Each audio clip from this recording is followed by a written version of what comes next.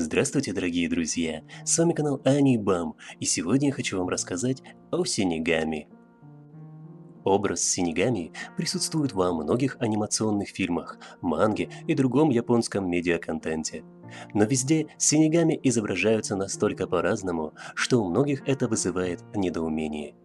Многие продолжают спор, как читается синигами или шинигами. Думаю, что ни для кого не секрет, что слово синигами пишется двумя иероглифами, означающими си– смерть и ками– божество. Но я буду продолжать говорить синигами, пускай даже это приведет к дискуссиям. Синигами приходят в момент, когда час человека пробыл. Удивительно, но синигами является относительно новым концептом в японской мифологии. О них ничего не упоминалось в японских письменных источниках вплоть до эпохи Эдо.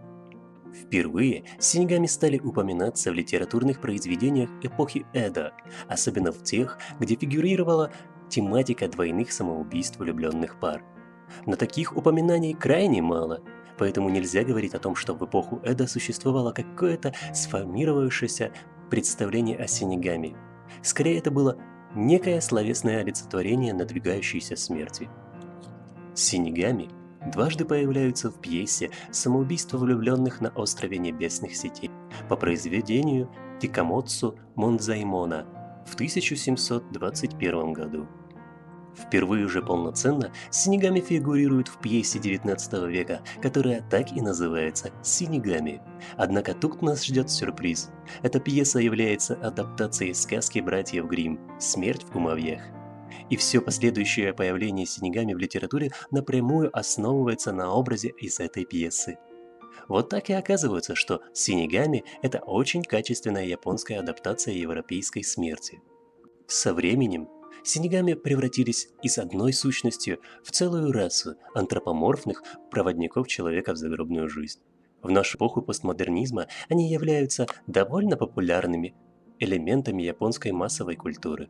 Иногда синигами изображаются гоблиноподобными и скелетоподобными фигурами, которые вызывают несчастные случаи и внезапную смерть. Однако в современной массовой культуре предпочитают изображать синигами куда более похожими на западных вампиров. Как правило, это бессмертные привлекательные молодые девушки и юноши, обладающие разным набором способностей.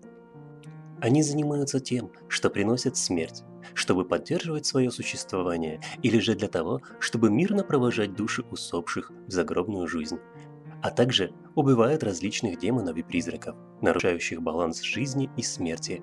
Вариантов огромное количество. Книгами были описаны как монстры и помощники, существа тьмы и падшие ангелы. Многие культуры описывают синигами как смерть, но сильнее всего их раскрывают не в мифологии, а в аниме. И являются духами со сверхспособностями. Они живут в мире с другой логикой и правилами. Их тела состоят не из молекул и атомов, а из духовных частиц. Они обладают сильным духовным давлением. Это означает, что их, как и других духов, могут видеть только обладающие особыми способностями люди.